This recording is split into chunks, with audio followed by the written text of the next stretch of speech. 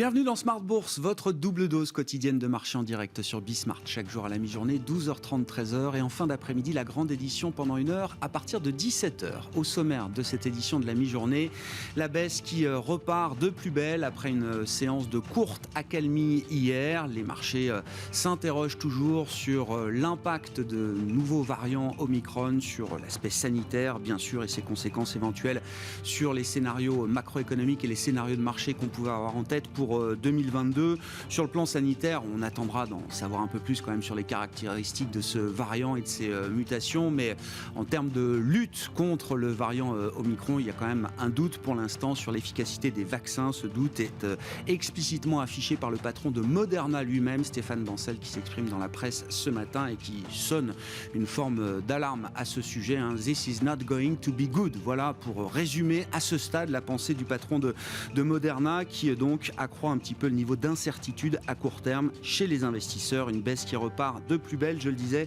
avec des replis de plus de 1% pour les indices européens à mi-séance. Vous aurez le résumé complet dans un instant avec Alix Nguyen. L'aspect sanitaire qui se réinvite bien sûr dans les conversations des banques centrales, des discussions qui étaient déjà compliquées par le niveau élevé d'inflation qui perdure et qui bat encore des records. On l'a vu ce matin avec la première estimation d'inflation en zone euro qui ressort au global à 4,6% sur un an. L'inflation cœur en zone euro shoot un nouveau record à 2,6% sur un an. Voilà pour les derniers indicateurs du jour. Et sur le front des banques centrales, je le disais, on suivra avec attention le témoignage semi-annuel de Jérôme Powell, patron de la Fed, et de Janet Yellen, la secrétaire américaine au Trésor, devant la commission bancaire du Sénat cet après-midi. Jérôme Powell qui s'est déjà exprimé au sujet du variant Omicron hier à l'occasion d'une conférence. Nous y reviendrons dans un instant avec les stratégistes de CPR Asset Management, et puis nous prendrons un peu de distance, un peu de recul avec l'actualité immédiate de marché pour s'intéresser à la classe d'actifs infrastructure dans un monde en transition énergétique, écologique. L'investissement en infrastructure n'est plus une option, c'est une nécessité, et nous en parlerons avec l'un des cofondateurs de Generali Global Infrastructure qui sera avec nous en plateau pendant cette demi-heure.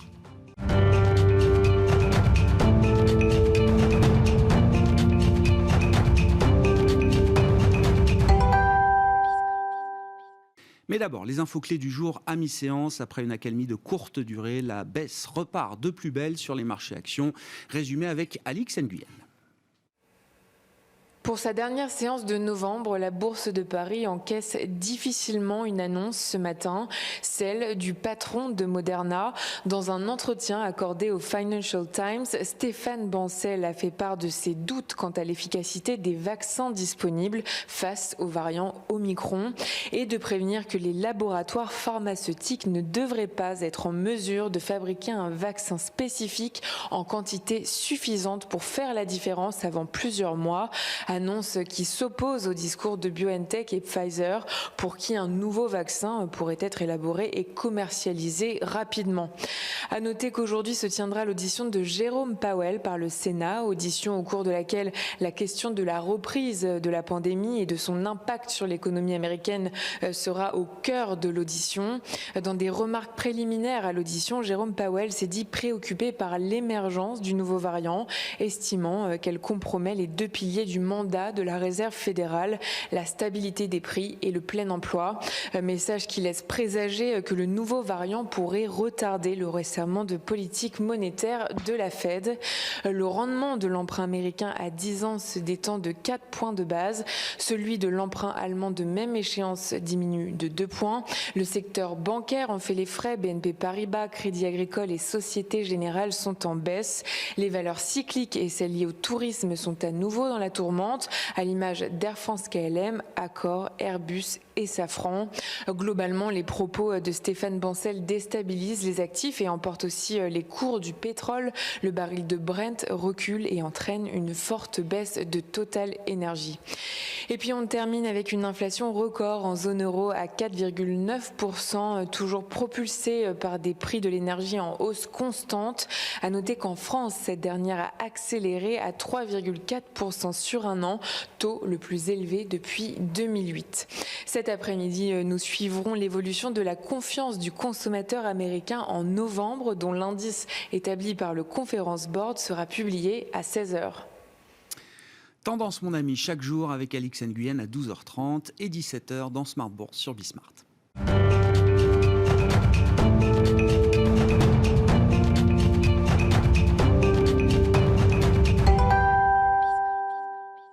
L'incertitude sanitaire donc remonte d'un cran. Qu'est-ce que cela peut changer au scénario macro et aux décisions de banque centrale, notamment attendues en fin d'année? Nous en parlons avec Bastien Dreux, qui est avec nous par téléphone, responsable de la macro-stratégie thématique de CPR Asset Management. Bonjour et bienvenue Bastien. Merci beaucoup d'être avec nous. Effectivement, s'il faut réévaluer le risque sanitaire avec l'arrivée d'un nouveau variant Omicron qui focalise beaucoup d'attention, sans qu'on connaisse d'ailleurs encore très bien les caractéristiques de ce variant. Comment est-ce que l'intégration de ce risque sanitaire peut impacter la balance des risques des banques centrales et notamment de la Réserve fédérale américaine, Bastien? Coup de chance, Jérôme Powell s'exprimait hier à l'occasion d'une conférence et on a déjà quelques éléments d'appréciation de la part du patron de la Fed. Oui, effectivement. Donc, ce qu'on a pour l'instant, c'est pas forcément beaucoup de choses. On a un texte écrit que lira tout à l'heure Jérôme Powell devant le Sénat cet après-midi.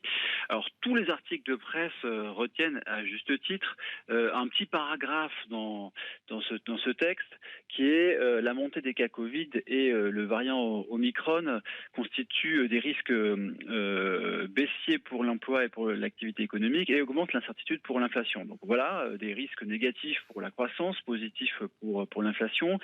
Mais je pense qu'il y a quand même plusieurs choses à dire, plusieurs commentaires à avoir par rapport à cette intervention. D'abord, il faut quand même prendre un peu de recul et dire que Jérôme Powell ne disait pas quelque chose de très différent lors de sa déposition au Sénat fin septembre. Il disait déjà que le virus représentait des risques pour la croissance, donc c'est pas nécessairement quelque chose de très très nouveau. Ensuite, c'est aussi quelque chose de réducteur de ne parler que de ça dans cette allocution de Jérôme Powell. Il y a quand même une appréciation vraiment positive de l'économie dans son texte. Il dit que l'économie a continué à s'enforcer, que les conditions sur le marché du travail ont continué à s'améliorer, et puis surtout, on sent encore une anxiété qui est perceptible sur l'inflation. Il dit nous comprenons que l'inflation élevée représente un fardeau significatif, particulièrement pour ceux qui sont le moins capables de prendre en charge les besoins essentiels comme la nourriture, le logement et le transport. Et ce type de déclaration quand même forte en ce qui concerne l'inflation, c'est pas courant. On n'a pas vu des membres du FOMC tenir ce genre de propos depuis quand même très longtemps. Il faut quand même rappeler que comme ce qu'on a vu ce matin pour l'Europe, aux États-Unis, on a des indicateurs d'inflation qui sont tous au plus haut depuis 1990, que ce soit l'inflation totale, l'inflation sous-jacente, tout est au plus haut depuis 1990. Donc voilà, je pense qu'il ne faut pas perdre de vue quand même le contexte général dans lequel on se trouve avant l'arrivée de ce variant Omicron. On en saura évidemment plus tout à l'heure, mais il n'y aurait pas nécessairement de contradiction entre une accélération du tapering et une éventuelle dégradation de la situation sanitaire, parce que l'accélération du tapering, donc l'accélération de la réduction des achats de titres, elle viserait surtout à ouvrir le champ des possibles pour agir en cas d'une accélération de l'inflation. Et il y a quand même de bonnes raisons de penser que sur les 2, 3, 4 mois qui arrivent, l'inflation va continuer à accélérer aux États-Unis sur une base quand même extrêmement élevée, quoi.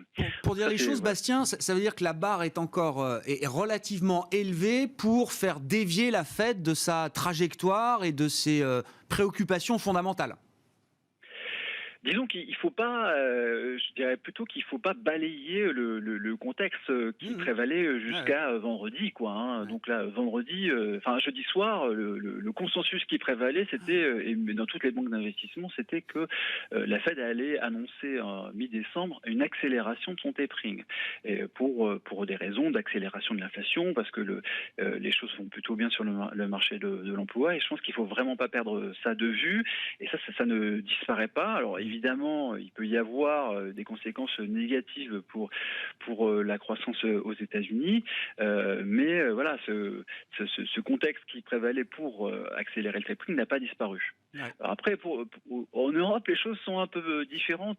Je dirais que pour la BCE, les choses sont moins claires. Il y a des déclarations qui sont quand même très contradictoires de membres importants du Conseil des gouverneurs. Et on ne sait pas nécessairement dans quelle direction la BCE veut aller. C'est très brouillon. Il y a une communication qui n'est pas très bien maîtrisée. Et je dirais que le plus probable, c'est quand même que les achats nets du PEPP s'arrêtent en mars, mais que des achats d'actifs continueront quand même sur l'année 2022, avec peut-être une recalibration du programme APP, quoi. Mais là aussi, je pense qu'il faut rappeler aussi le cadre, hein, même si évidemment ce nouveau variant peut un peu contrarier les choses à court terme. On a une inflation en Europe qui est au plus haut depuis 30 ans, à 4,9%, c'est au plus haut depuis 1991, et puis on a un taux de chômage qui est dans la zone euro qui est quasiment à son plus bas niveau depuis le début de la crise, et aussi quasiment à son plus bas niveau depuis la création de la zone euro. Donc voilà, le cadre, c'est aussi celui-là, hein, c'est aussi d'une situation qui s'est quand même considérablement améliorée quand on regarde l'inflation et puis le taux de chômage.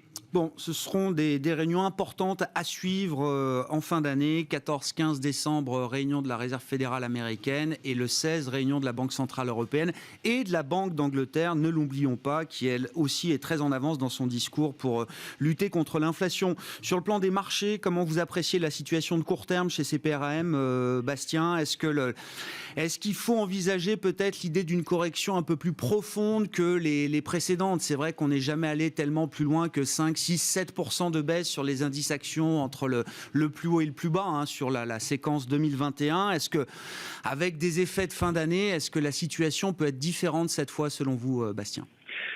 Alors, ça rajoute évidemment une dose d'incertitude, et puis on le voit bien par exemple ce matin, toutes les nouvelles bribes d'informations concernant ce variant Omicron vont faire la pluie et le beau temps sur le marché, en tout cas disons sur les 2 semaines qui arrivent, hein, parce que là on en saura un peu plus vraiment sur la résistance, sur l'efficacité des vaccins par rapport à ce variant. On en saura un peu plus d'ici 2 semaines. Donc là, voilà, c'est toutes les petites bribes d'informations qui vont faire un peu la pluie sur le beau temps. Après, chez CPR, on avait un positionnement qui était assez prudent depuis quelques temps. Donc on n'utilisait pas toutes les marges de manœuvre en termes d'exposition au risque. Maintenant, il va vraisemblablement être peut-être plus sélectif en termes de zone et en termes de secteur. Parce que si on a, disons, le tourisme qui en pâtit un peu plus, voilà, ça peut contrarier certains secteurs en particulier. Puis si les frontières se ferment, c'est pareil, ça peut pénaliser le secteur aérien. Maintenant, ce qu'on voit bien, c'est que en termes géographiques, le marché américain réagit quand même. Il est quand même beaucoup moins affecté que les marchés européens ou les marchés asiatiques. Et je dirais qu'il y a 2 raisons pour ça. La première raison, c'est les mesures sanitaires. Joe Biden a pris la parole hier, et ce qu'il disait, c'était que la stratégie des États-Unis, ça allait être la vaccination, et qu'il y aurait pas de confinement aux États-Unis, qu'il n'y aurait pas de mesures de couvre-feu aux États-Unis, qu'il n'y aurait pas de restrictions fortes. Et on voit bien quand même que la réaction sur ce plan-là, elle est beaucoup plus ferme et forte en Europe et au Japon, disons, qu'aux États-Unis. Et donc ça, c'est un premier élément qui fait que le marché américain réagit, est moins affecté que les marchés européens. Après, il y a aussi la composition sectorielle avec des grosses valorisations de tech qui sont plutôt renforcées. On voit que le Nasdaq a quasiment rien perdu sur les dernières séances, et effectivement ces derniers développements sont plutôt en faveur de ce secteur-là, et ça c'est des éléments qui portent quand même le marché américain plus que les autres sur les dernières séances. Merci beaucoup Bastien, merci pour vos remarques, votre analyse de la situation un peu plus délicate en cette fin de mois de novembre. Bastien Druck est avec nous par téléphone, responsable de la macro-stratégie thématique de CPR Asset Management.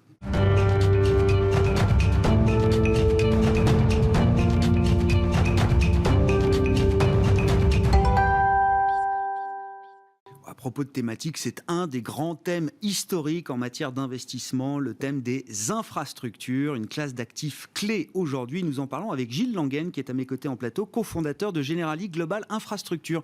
Gilles, bonjour et bienvenue. Merci beaucoup d'être avec nous. Je le disais en présentation, voilà, dans un monde en transition, l'investissement en infrastructure n'est plus une option, c'est une nécessité. On va parler de ça avec vous. Un mot peut-être pour positionner Generali Global Infrastructure dans le monde de l'investissement en infrastructure, en l'occurrence. C'est une société de gestion entrepreneuriale qui est assez jeune, qui date de 2018, affiliée, donc on le comprend, au groupe Generali à travers la division de gestion d'actifs de Generali. Vous êtes 3 cofondateurs, Gilles, avec un gros track record en matière d'investissement en infrastructure. Qu'est-ce qui caractérise votre société de gestion aujourd'hui ? Oui, tout à fait. Alors notre société de gestion, elle se caractérise d'une part par sa spécialisation. Nous sommes une société qui est 100% dédiée à l'investissement en infrastructure. D'autre part par son modèle justement de boutique. On fait partie de l'environnement multiboutique du groupe Generali. Alors qu'est-ce que ça veut dire ? C'est marier la surface financière du groupe Generali avec l'expertise de notre équipe. Aujourd'hui, on gère environ 6 milliards d'encours, avec une trentaine de personnes réparties entre Paris et Londres. On se focalise sur les marchés privés, donc la dette privée et également des investissements en fonds propres. Et on gère des capitaux pour le compte du groupe Generali et d'autres clients institutionnels, typiquement assureurs, fonds de pension, qui trouvent un alignement d'intérêts dans le modèle qu'on propose. On va parler de l'avenir de cette classe d'actifs infrastructures, mais comment est-ce qu'on définit justement les infrastructures quand on se place dans le monde de l'investissement, Gilles ? Oui. Alors, je suis vraiment déjà ravi de venir parler aujourd'hui de la classe d'actifs des infrastructures parce que c'est une classe d'actifs qui a beaucoup d'atouts et qui, dans ce contexte Covid, post-Covid, où on ne sait plus, prend tout son sens. D'abord parce que c'est une classe d'actifs qui fait preuve de résilience et pendant la crise qu'on a traversée, on a vu qu'elle s'est très très bien tenue. Et puis d'autre part, c'est une classe d'actifs qui doit jouer tout son rôle dans la relance durable de nos économies. Donc voilà, donc une classe d'actifs qui mérite d'être mieux connue. Alors qu'est-ce que c'est que les infrastructures ? Très concrètement, on les connaît tous, les infrastructures, on les utilise tous, sont dans les transports, les lignes de chemin de fer par exemple. Dans les infrastructures sociales, on retrouve les hôpitaux, les écoles. On a également les infrastructures télécom, donc ce sont les réseaux de fibres ou encore les tours, ce qui permet de transmettre l'information.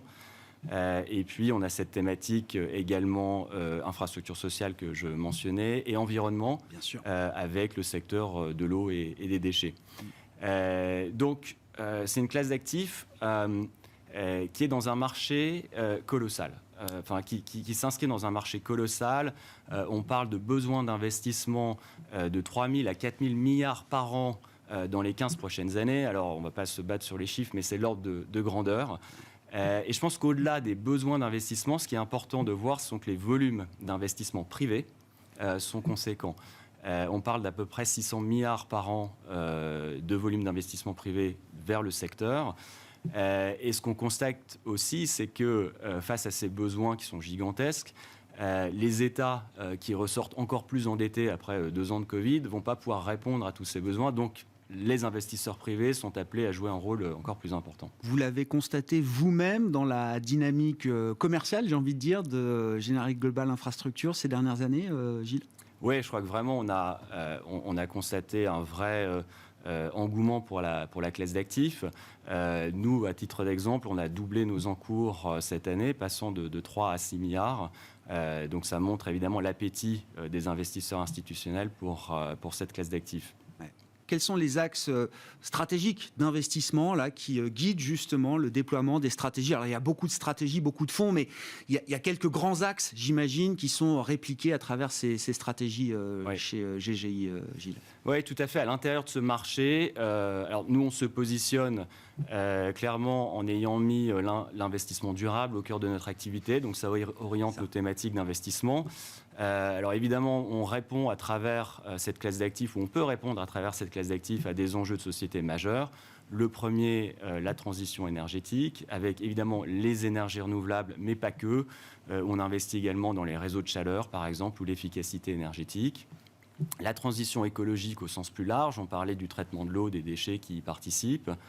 On investit également dans la mobilité verte et principalement à travers le ferroviaire. il y a quelque temps, on a financé par exemple une société qui est leader en Europe, basée en Allemagne, mais leader en Europe, de la location de locomotives pour le transport de passagers ou de marchandises. On sait que ça a été très important de maintenir le transport de marchandises ces derniers temps. Et ces sociétés mettent à disposition des locomotives électriques qui aident à décarboner le mix énergétique. Donc mobilité verte. Et puis, enfin, un secteur évidemment qui sort gagnant de ces 2 dernières années, c'est le secteur des télécoms.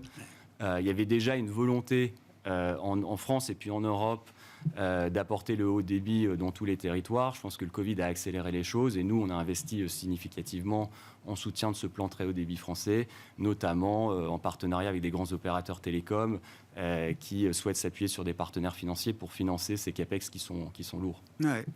Si on regarde encore une fois les infrastructures comme une classe d'actifs, quel type de rendement on peut espérer? Qu'est-ce que l'histoire nous apprend justement du risque-rendement, de ce couple risque-rendement dans le domaine de l'investissement en infrastructure? Sachant qu'une grande partie se fait à travers de la dette privée, c'est ça, mais vous l'avez signalé, il y a aussi une partie peut-être plus minime qui peut se faire à travers de l'equity, enfin des fonds propres. Oui, je crois que le marché est assez équilibré entre financement et fonds propres. Notre positionnement aujourd'hui est un peu plus axé sur le financement. Mais je pense pour parler de des caractéristiques financières de la classe d'actifs, je pense qu'il faut remettre quelques éléments dans leur contexte. Le premier, c'est que ça offre un surcroît de rendement. On est sur les marchés privés, donc on cherche à capturer une prime comparé au marché public. Donc ça, c'est la première chose, surtout en dette privée, où on peut se benchmarker sur des éléments plus liquides. Ensuite, il y a la résilience de cette classe d'actifs. Comme vous l'avez vu, les secteurs sont assez divers, mais ils ont tous quelque chose en commun, c'est qu'ils remplissent des missions de service essentielles aux territoires, aux communautés. Et en fait, cette essentialité, ça se traduit par des modèles économiques très stables, soit des situations de monopole qui sont réglementées, ou encore des contrats à long terme avec des contreparties publiques ou privées. Et donc, ça donne des cash flows très stables, très prévisibles, donc une logique de rendement qui assoit la stabilité de la classe d'actifs. Ce qui amène une autre caractéristique, c'est la moindre volatilité de la classe d'actifs. D'une part, parce qu'on est sur les marchés privés, donc ça bouge beaucoup moins que sur les marchés publics. Deuxièmement, parce qu'on construit le rendement sur des longues durées avec des cash flows stables, comme je le disais. Et puis donc, ça donne de la diversification dans le portefeuille des institutionnels. Puis le dernier point qui est intéressant dans ce contexte aussi, c'est la protection contre l'inflation qu'offre la classe d'actifs, parce qu'on a des contrats qui sont typiquement indexés à l'inflation. Donc ces contrats long terme dont je parlais ont des clauses d'indexation, donc ça protège quand même fortement ces sociétés. Et donc concrètement, en termes de rendement espéré, je sais pas, il y a différents types de rendements en fonction des instruments sur lesquels vous investissez aujourd'hui. Oui, Gilles, vous avez raison. Qu'est-ce qu'on peut avoir en tête quand même comme ordre de grandeur? Oui, tout à fait, vous avez raison. Il y a différentes stratégies pour satisfaire différents besoins, je dirais, de la clientèle principalement institutionnelle. D'abord, on a des stratégies en dette senior très sécurisées qui rapportent 2,5-3%, mais qui ont un traitement en capital très optimisé sous Solva 2, et ce qui en fait un risk-return très attractif pour nos institutionnels. Puis on peut se déplacer vers un petit peu plus de rendement en allant chercher des dettes à plus haut rendement, peut-être là dans la catégorie sub-investment grade.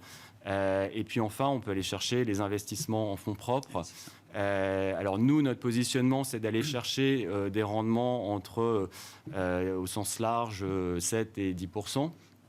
On peut aller chercher des rendements supérieurs avec la classe d'actifs, mais on sort d'actifs un peu plus cœur. En tout cas, nous, on reste sur des actifs très cœur, très prévisibles, qui offrent ce genre de retour dans la durée.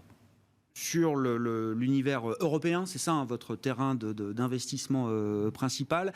Justement, avec les caractéristiques, la rigueur que vous recherchez dans ces investissements, vous trouvez les projets là ? Enfin, je veux dire, pour déployer 6 milliards, une bonne partie est déjà déployée, j'imagine, Gilles, mais vous avez en face suffisamment de projets, c'est difficile de trouver des bons projets ?